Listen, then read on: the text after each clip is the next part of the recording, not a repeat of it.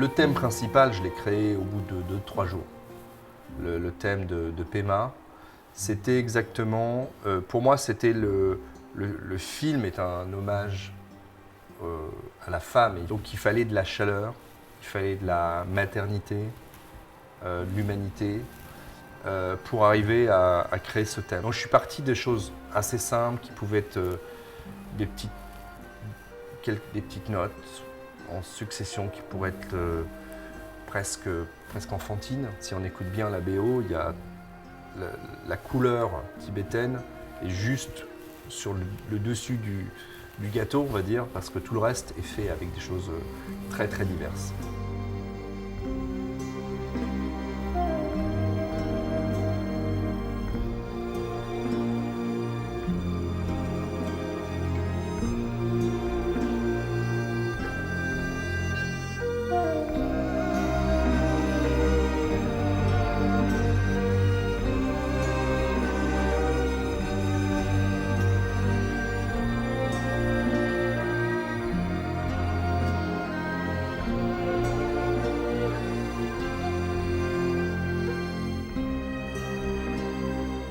J'avais déjà une musique dans ma tête, mais musique comme c'est tellement abstrait que c'est très difficile à...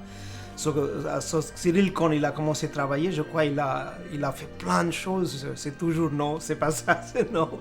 Et en plus, j'étais gêné parce que c'est mon premier long métrage. Je savais qu'il n'y a pas beaucoup d'argent. Et je ne peux pas continuer de demander encore, il faut aller loin. Ensuite, on est passé à une deuxième phase de maquette pour trouver encore un autre élément. Il voulait le combat intérieur de Tashi. Finalement, on a fait une liste des instruments. J'ai dit, ok, peut-être les instruments qu'on cherche, personnellement, moi, c'est tous les instruments qui sont liés avec les quêtes spirituelles. Ça peut être bouddhiste, hindouiste, dans le christianisme, on devrait trouver. Et on est arrivé sur le niel japonais ou duduk arménien ou des instruments comme ça. Et on a dit qu'on va sûrement utiliser ça. En plus, j'avais enregistré certaines choses pendant le tournage, des prières, des moines. Il y avait aussi des chants dans les montagnes. Quand les gens travaillent, ils ont l'habitude de chanter toujours.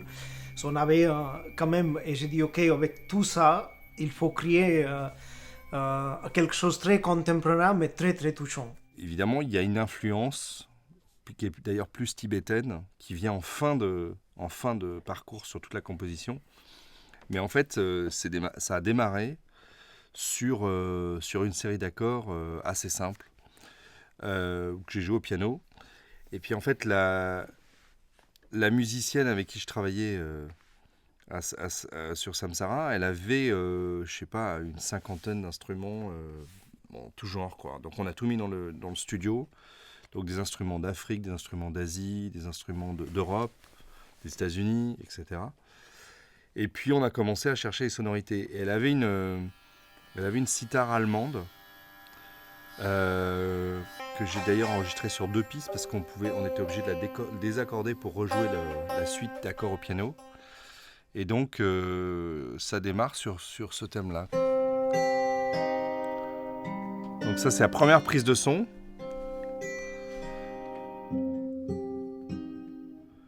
Donc ça c'est la vieille guitare que j'ai depuis toujours. Vas-y, on peut mélanger les deux. On avait aussi plein de petits sons ethniques, comme les flûtes-nez qu'on a ici. On peut les mettre en solo, on peut juste pour écouter. Et ça, c'est les sons qui donnaient des petits côtés un peu presque enfantins au thème. La base du film, quand on connaît, on sait qu'à la fin, ça bascule sur le point de vue de la femme de Tashi, Pema. Et donc, c'est devenu le thème de Pema. Et dans le film, c'est quand même la scène d'amour, la première scène d'amour du film.